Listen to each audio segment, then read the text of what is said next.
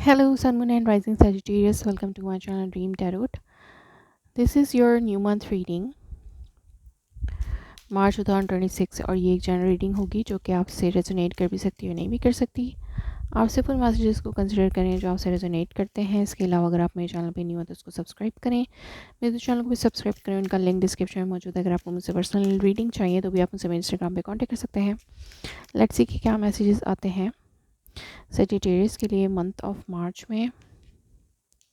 Sagittarius के लिए क्या मैसेजेस हैं for month of March 2026।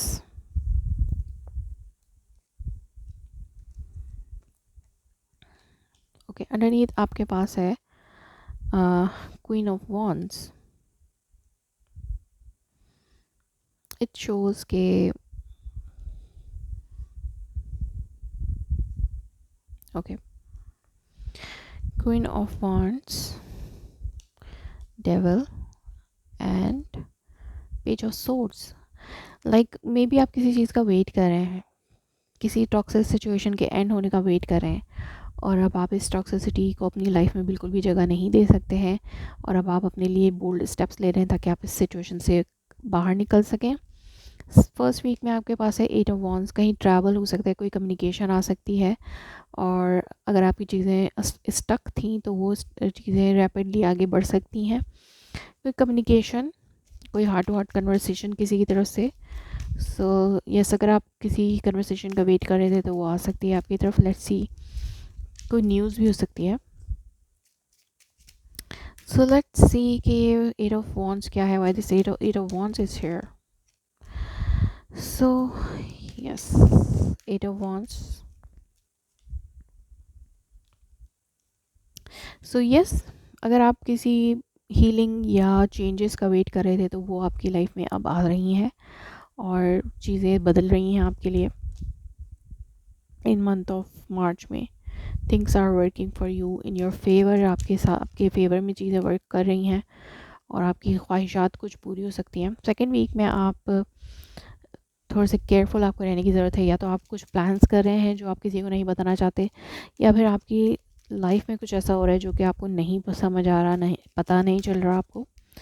So yes, let's see कि यहाँ पे सेवन ऑफ सोर्स क्यों है। ये एक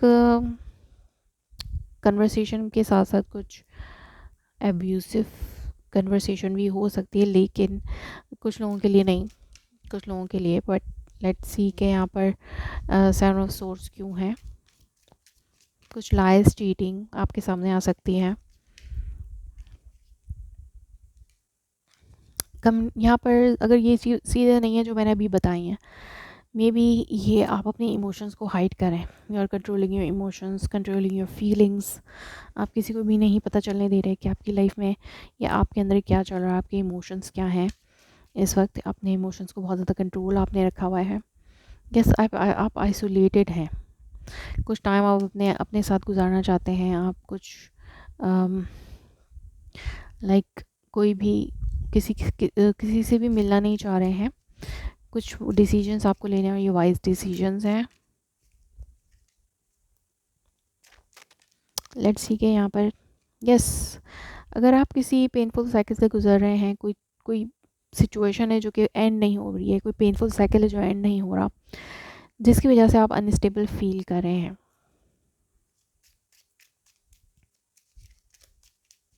सो आप अपने आप को हील करना चाहते हैं अकेले रहकर, और अगर फाइनेंशियल इश्यूज़ हैं उनको भी आप रिजॉल्व करना चाहते हैं अकेले रह के। सो यस, आप इस पेनफुल साइकिल में अपने आप को कंट्रोल करने की कोशिश करें, मींस के हील करने की कोशिश कर रहे हैं। फोर्थ वीक में आप किसी एयर साइन से डील कर सकते हैं, लिब्रा, एक्वेरियस एंड जेमिनी, और ये आप खुद भी हो सकते हैं। आप अपने लिए कम्युनिकेशन, आप कोई कम्युनिकेशन आपकी तरफ आ सकती है जो कि बहुत ज़रूरी है।